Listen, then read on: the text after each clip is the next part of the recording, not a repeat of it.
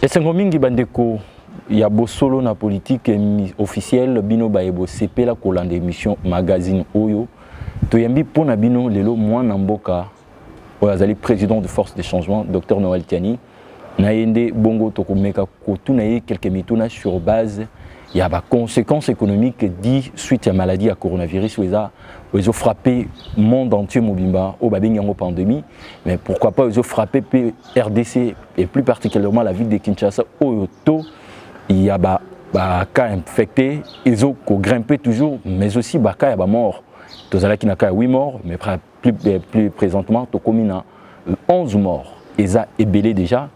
Ndebongo Toyambi, Mwana Mboka, le président de force de changement, Noël Tiani, Naende Nde Tokoyeba, Kotuna moi quelques mituna pour Nabino Bandeko Bolingaka, émission à Bosolo na politique, Oye Kambamaka, na Mwana Mboka, Israël Mutombo, Papa Sango, Muluba Mwindu. Nabongo Nde Tokoye ko saluer, invité Nabiso à Mukola Lelo, Azali Bongo, docteur, le président docteur Noël Tiani. Pour la Kolobanaye, bonjour. Bonjour. Monsieur le président docteur Noël Tiani, Mboka, monde entier pour Nakoloba, ils ont frappé dans une pandémie, où il y a coronavirus. Ils ont bomba batou, batou bazo si là, toujours partout dans le monde, mais à la RDC, cas est commis à 123. Lobby, ils allaient qui 8, mais les lots na tongo bazo quoi nous c'est commis à 11 morts. D'entre deux G, moi le banao par rapport à la maladie. Oui, effectivement, situation il y a pandémique, coronavirus, c'est très grave. Au début de ce mois de mars, le Bandag Nakamoko a testé positif. À la fin du mois de mars, nous avons 123. Ça veut dire que la maladie est entrée dans notre pays à grande échelle. Et j'ai peur même que les statistiques officielles qu'on nous donne ne reflètent pas la vraie situation du pays. Pourquoi? Parce que si la maladie se transmet telle que les autorités sanitaires nous ont indiqué, par les contacts humains, les Congolais sont très attroupés les uns sur les autres, dans les transports en commun, dans les endroits publics, même si ces derniers temps, sur instruction de ces autorités sanitaires, on essaye de prendre un peu de précautions. Et je dirais que globalement, nous sommes très exposés. Et la crainte que moi j'ai, c'est qu'on ait beaucoup plus de cas, des gens déjà contaminés, que ce qu'on nous a dit officiellement. Mais quand on regarde maintenant au point de vue des infrastructures sanitaires, conditions il y a hôpitaux, conditions il y a cliniques, centres, il y a tests, INRB et consorts, des équipements qu'on a par exemple la clinique Ngaliema, on a comprendre que Baza simplement avec un seul respirateur.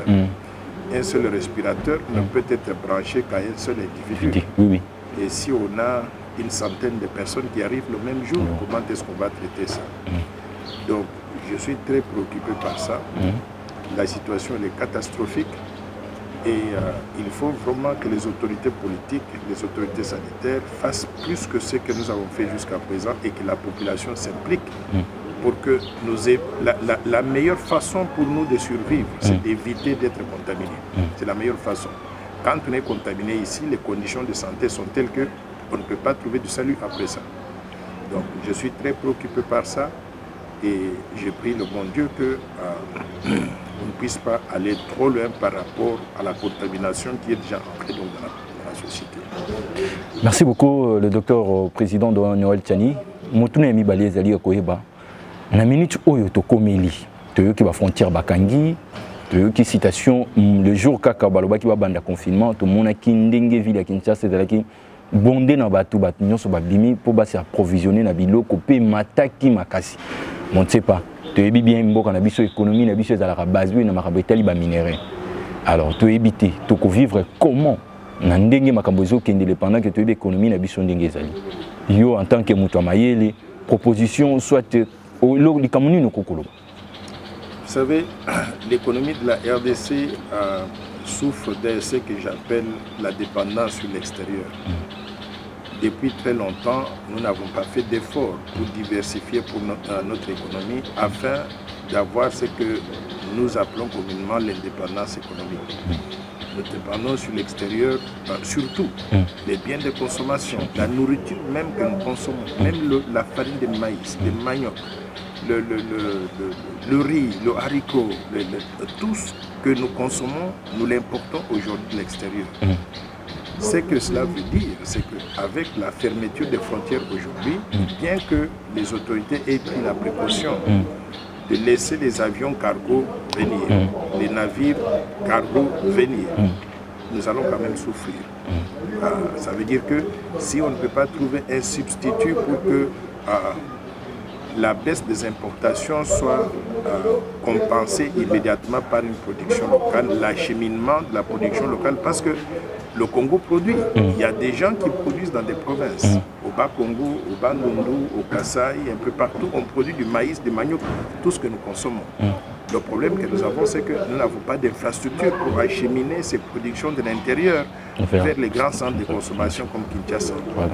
Donc, j'espère que nous avons appris notre leçon et que désormais, nous allons peut-être situer cela dans une stratégie globale de développement pour que, dans l'avenir, que nous puissions savoir que nous devons mettre en place toutes les infrastructures qu'il faut, les routes de qualité, les chemins de fer de qualité, qu'on ait des aéroports intérieurs de qualité et qu'on puisse aussi mécaniser l'agriculture, l'élevage, la pêche pour produire localement ce dont nous avons besoin pour consommer. Maintenant, au-delà des biens de consommation, il y a aussi l'autre côté des productions, c'est les productions minières. Le Congo produit globalement toutes les productions minières que nous connaissons, le diamant, le cobalt, le cuivre, le manganèse, le coltan, ainsi de suite. Mais toutes ces productions minières-là, on les utilise par l'intérieur parce que nous n'avons pas la capacité de transformation locale de ces matières premières en produits finis. Ce que nous faisons, nous produisons et nous les vendons à l'extérieur. Nous vendons à l'extérieur vers les marchés qui sont aujourd'hui contaminés, qui sont aujourd'hui affectés par le coronavirus. Nous vendons vers la Chine, nous vendons vers l'Union européenne, nous vendons vers les États-Unis, nous vendons vers d'autres pays aussi. Si bien que si la demande globale dans ces marchés-là baisse, c'est que ça veut dire qu'ils ne vont pas acheter autant de matières premières qu'ils achetaient avant chez nous. C'est que cela veut dire pour nous, c'est quoi? C'est que cela veut dire, c'est que nous aurons moins de recettes d'exportation par rapport à ce qu'on avait avant. Moins de recettes d'exportation, ça veut dire aussi que nous aurons moins de devises étrangères pour acheter d'autres biens dont nous avons besoin, les biens de consommation, les biens d'équipement, ainsi de suite. Exactement. Et constituer les réserves d'échange donc au niveau de la Banque centrale.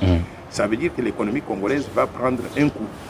Ce que ça veut dire aussi, c'est que nous serons tentés de pouvoir produire moins. Produire moins, ça veut dire employer moins de Congolais. Employer moins de Congolais, ça veut dire augmentation du chômage au niveau de la République démocratique du Congo. Et augmentation du chômage, ça veut dire augmentation de la misère de la population parce que chaque Congolais qui travaille dans une entreprise minière supporte peut-être 20-25 personnes dans sa famille. Donc, si cette personne-là ne peut plus travailler, tous les 25 sont affectés par la pauvreté.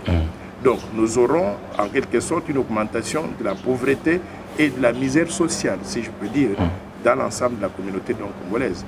Donc, moi, je crois qu'à toute chose malheureusement, nous devons prendre l'avantage de cette situation malheureuse qui nous arrive pour, une fois pour toutes, penser à comment nous devons développer la RDC pour devenir une économie vibrante après ce coronavirus, devenir une économie vibrante, mais une économie qui soit diversifiée, une économie qui puisse, je ne dis pas qu'on va être indépendant à 100%, mais qu'on s'assure que le minimum que nous devons faire, nous devons le faire au niveau de notre pays pour assurer donc notre suffisance alimentaire et que notre économie puisse fonctionner, qu'on puisse créer des emplois qui soient des emplois donc durables, qui ne soient pas donc sujets à ces fluctuations dues à des phénomènes donc internationaux.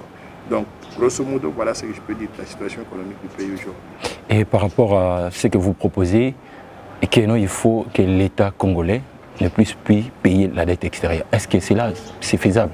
Oui, c'est faisable. Et je vais vous dire quoi. Vous savez que j'ai passé 40 ans dans la communauté financière internationale. Et en partie, je me suis occupé des questions de paiement des dettes extérieures de beaucoup de pays. J'ai aidé la République du Sénégal, la République du Cameroun, le Sao Tomé et Principe, j'ai aidé le Libéria, j'ai aidé plusieurs pays à réduire leur endettement extérieur. Et je ne le faisais pas en prenant une décision unilatérale, mais en négociant avec les créanciers pour qu'on arrive à des termes qui soient raisonnables, tenant compte de la situation financière de chaque pays, Un pays qui ne peut pas payer, vous ne pouvez pas l'étrangler.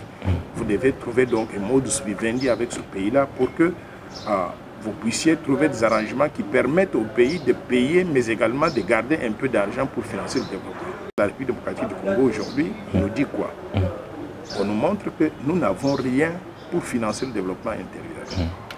Nous avons contracté donc une dette qui est évaluée aujourd'hui à 5 milliards de dollars, la dette extérieure. La dette intérieure à peu près 4 milliards de dollars. Donc 5 milliards de dollars. Sur cette dette-là, chaque trimestre, nous payons, par exemple, le 31 mars, qui vient de s'écouler donc il y a 2 jours, nous avions une facture de 120 millions de dollars qu'il fallait payer. Alors que Dr Mouyembe nous demande 135 millions de dollars pour équiper l'INRB afin d'être à mesure de riposter contre cette maladie. Nous devons faire le choix. Nous devons faire le choix entre les priorités. Nous avons l'obligation de rembourser la dette, mais nous avons aussi l'obligation de protéger la population congolaise. Si on ne donne pas à Mouyembe 135 millions de dollars, vous savez ce que ça veut dire? C'est 100 millions de personnes qui sont mises à risque parce qu'on n'aura pas d'équipement et chaque fois que quelqu'un va tomber malade, on l'amène là-bas, on n'a pas de moyens pour pouvoir donc l'aider. Nous n'aurons pas donc d'argent pour donner à l'Ingaliem afin d'acheter les respirateurs. Afin que s'il y a 100 personnes qui arrivent, qu'on puisse les brancher tous et puis sauver toutes ces 100 personnes. Nous n'aurons pas donc d'argent pour donner à d'autres cliniques universitaires et consorts. Donc c'est une question, ce n'est pas une question de mauvaise foi, c'est une question de réalisme sur le terrain. Le réalisme aujourd'hui donc fait que nous n'avons pas de moyens pour rembourser la dette. Il ne faut pas avoir honte de dire, nous allons vous envoyer 120 millions de dollars, nous sommes des bons élèves, nous remboursons donc notre dette, vous n'avez pas de moyens. Donc, moi, je dis que notre pays doit pouvoir informer, même pas demander, informer la communauté financière internationale, les bilatéraux, c'est-à-dire les États-Unis d'Amérique, la Chine, la Belgique, la France, tous ceux à qui nous devons l'argent, mais aussi les multilatéraux, c'est-à-dire la Banque mondiale, le Fonds monétaire international, la Banque africaine de développement et tous les autres bilatéraux. On doit les informer, nous sommes incapables de payer notre dette aujourd'hui. Vu les urgences suscitées par la lutte contre la propagation de la maladie. Si nous le faisons, nous sacrifions donc la population. Et si nous devons protéger la population, nous sacrifions le remboursement donc de la dette. Comprenez que pour le moment, c'est la population qui passe avant le remboursement de la dette. C'est ça le raisonnement. Et moi, je demande à notre Premier ministre, il doit être un peu plus dynamique que ça. Il doit dire aux bailleurs de fonds internationaux, nous ne pouvons pas payer et on doit arrêter. J'ai compris qu'il y a des gens qui disent « Oh non, la Banque mondiale, le Fonds monétaire ont commencé à appeler les créanciers à trouver des solutions au problème de dette. » Appeler, ça veut dire ils souhaitent. Ils ne sont pas arrivés à la décision. Moi, je demande qu'on prenne une décision immédiatement. C'est-à-dire nous ne remboursons plus. Nous informons simplement les créanciers pour leur dire « Faute de moyens, à l'impossible, nul n'est tenu, nous ne pouvons pas rembourser. » C'est ça l'idée. Est-ce que Batouana moyen ya ko procéder ya ko sala manière musu faisate kaka ya ko yebisa bango bongo? Non, c'est comme je vous ai dit. Je vous informe d'abord que j'étais impliqué dans le processus de préparation du programme d'allègement des dettes. Quand on a conçu ce qu'on appelle le HIPIC, le Highly Indebted Poor Country Debt Initiative, le programme, comment vous appelez ça là? En français, je ne sais pas comment on dit ça en français. Le programme des pays pauvres très endettés. Ce programme-là, HIPIC, je faisais partie des gens qui ont conçu le programme. Et pour concevoir le programme, bien sûr qu'on privilégie le dialogue avec les pays. On privilégie donc qu'est-ce que le pays va faire une fois qu'on a réduit l'endettement extérieur. Est-ce qu'il aura donc un programme de développement économique qui pourra être mis en œuvre à la satisfaction de tout le monde, développer le pays, générer suffisamment donc, de devises étrangères, rembourser les dettes futures ou bien le peu de dettes qui sera sur les livres. Je connais tout ça. Et j'ai dirigé des équipes pour négocier les programmes de désendettement. Moi, j'ai dirigé l'équipe de la Banque mondiale pour réduire l'endettement du gouvernement du Sénégal. J'ai dirigé l'équipe de la Banque mondiale pour réduire l'endettement de la République du Cameroun. On a éliminé 1 milliard de dettes commerciales extérieures donc la République du Cameroun. J'ai fait les mêmes choses sur les pays d'Asie, des Caraïbes et consorts. Donc je sais qu'il faut dialoguer. Mais il arrive des circonstances exceptionnelles. C'est comme je l'ai dit au grand mot, les grands remèdes. Pour l'instant, c'est une circonstance exceptionnelle qui n'a jamais existé dans le monde. La pandémie mondiale, ça n'a jamais existé. Ce n'était pas prévu lorsqu'on avait négocié donc l'accord de prêt. Donc, nous ne pouvons pas donc dire on va appliquer l'accord de prêt alors que nous avons une pandémie qui n'était pas prévue et qui nous met aujourd'hui en position de ne pas être à mesure de payer. Nous ne sommes pas capables de payer. Il faut appeler chaque chose par son nom. Est-ce que nous sommes capables de payer? Non. Si nous payons, on tue la population congolaise. Qu'est-ce que vous voulez? On privilégie la population congolaise, on sauve la population le peu qu'on puisse sauver, ou bien on paye simplement par honte parce qu'il y a un engagement. Il faut oublier ces engagements-là. Il ne faut pas rembourser la dette. Il faut qu'on se concentre sur la protection de la population. Il faut informer les créanciers et il faut commencer à discuter avec eux. Non pas simplement pour ne plus payer, mais pour effacer tout l'endettement extérieur. Et ces efforts donc d'effacement de l'endettement extérieur du pays doivent être menés non pas simplement par la RDC en tant que pays, mais par tous les pays en développement de façon concertée, donc les pays au niveau africain. Donc de ce point de vue-là, il doit y avoir des mécanismes de concertation. Mais en ce qui concerne le paiement tous les mois de la dette que nous avons déjà, je demande qu'on suspende immédiatement, qu'on arrête immédiatement parce qu'on n'a pas de moyens pour continuer à le faire. Et par rapport aux voix qui s'élèvent qu'il faut réduire le train de vie des institutions de l'État, qu'est-ce que vous pensez? J'ai toujours dit que notre pays est assis sur des contradictions. Et ceux qui ont dirigé ce pays pendant les 18 dernières années, ils ne savaient pas ce qu'ils faisaient. La preuve, c'est qu'aujourd'hui, nous sommes dans une situation où nous n'avons aucune structure sanitaire de qualité dans notre pays pour faire face à une pandémie comme ça. Je pense que le pays a besoin de ce que j'appelle des réformes structurelles et des réformes institutionnelles à tous les niveaux pour arriver à tamiser exactement le fonctionnement de l'État, réduire les structures bureaucratiques, diminuer les structures bureaucratiques et en ce moment-là avoir un État qui soit petit mais un État fonctionnel qui fasse le travail dans le sens du développement du pays. C'est pour ça que moi j'ai proposé ce qu'on appelle le plan Marshall de Noël Tchang pour la reconstruction et le développement de la RDC. Exactement. Beaucoup de gens se réveillent aujourd'hui et réalisent que le pays ne fonctionne pas. Mais moi j'ai réalisé ça avant de proposer le plan Marshall. Et la justification du plan, il est encore plus d'actualité aujourd'hui que quand j'ai commencé donc à parler de ce plan-là. Il nous faut avoir un plan Marshall pour restructurer la RDC et remettre le pays sur les rails. Maintenant, dans le cadre de ce plan-là, quelles sont les réformes institutionnelles ou structurelles qu'il faudrait envisager, qu'il faudrait faire? Un, je pense que nous devons revoir la taille de notre gouvernement. 67 ministres, pourquoi faire? 67 ministres, ça ne sert à rien. Ça coûte cher pour rien. Et d'ailleurs, ils sont tellement nombreux dans une salle qu'ils se contaminent entre eux-mêmes là-bas et ce n'est plus donc approprié d'avoir tout plein de gens dans une salle. Il faut réduire la taille du gouvernement. Deux, nous devons revoir la structure de notre Parlement. Est-ce que nous avons besoin donc d'une chambre, d'une Assemblée nationale de 500 membres et d'un Sénat de 108 membres? Est-ce que nous avons besoin de ça? Est-ce que le Sénat ajoute de la valeur par rapport au travail que l'Assemblée nationale fait? Je ne pense pas. Nous devons supprimer cette histoire qu'on appelle le Sénat, garder l'Assemblée nationale. Et d'ailleurs, je serais même tenté de pouvoir réduire. De 500 membres, on peut réduire à 260 membres pour que chaque province soit représentée par 10 personnes qui soient donc des députés de cette province-là. Un point intérêt. 3, nous devons regarder donc le système électoral. Nous avons un système électoral trop complexe. Vous avez déjà vu donc des élections dans un pays où il y a 21 candidats et ils n'ont jamais eu un débat présidentiel et on va donc juste dire que telle personne a gagné par rapport aux autres. Il a gagné basé sur quoi? Ils ont un programme de développement qu'il a défendu et que les Congolais donc ont accepté. Non, nous devons avoir donc le système d'élection à 2 tours qui nous permettent, dans un premier temps, il peut y avoir 100 candidats, 50 candidats ou 20 candidats, ils se bagarrent entre eux-mêmes. Et enfin, on arrive à faire une première sélection où on choisit donc les 2 meilleurs qui s'affrontent donc au 2e tour. Comme ça, on peut organiser donc un débat entre ces deux-là. 3, nous avons toutes ces structures-là au niveau des provinces. Un pays qui n'a pas un grand budget, nous avons 26 assemblées provinciales.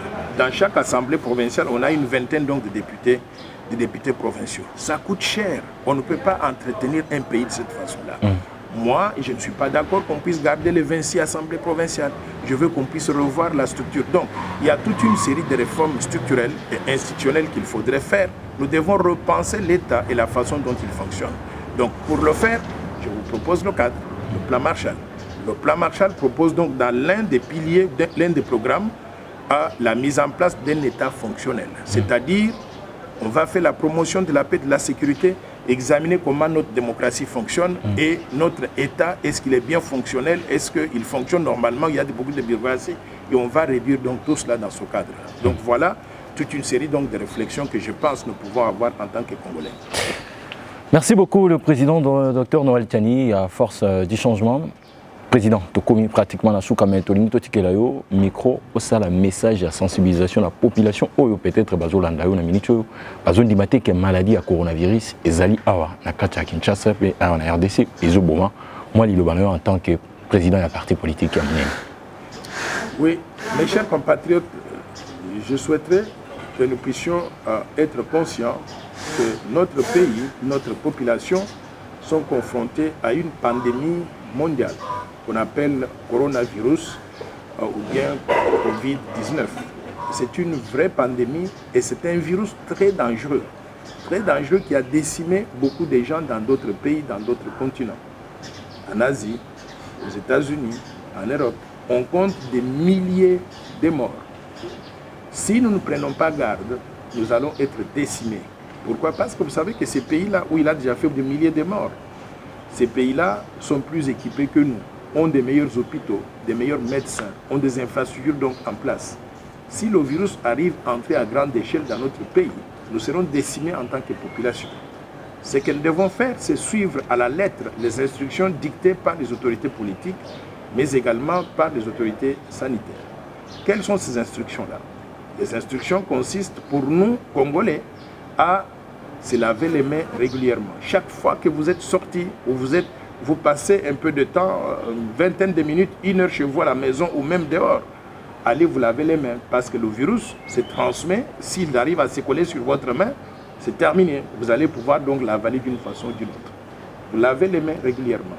2, on ne doit plus se serrer les mains ou bien s'embrasser. On doit pouvoir se saluer à distance. On fait comme ça avec les pieds à distance, mais on ne se touche plus. 3, il nous faut nécessairement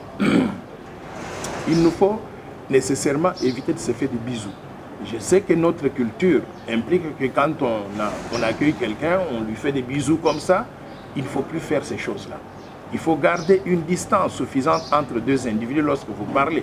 Et la distance dictée par les autorités sanitaires, c'est d'au moins 1 mètre.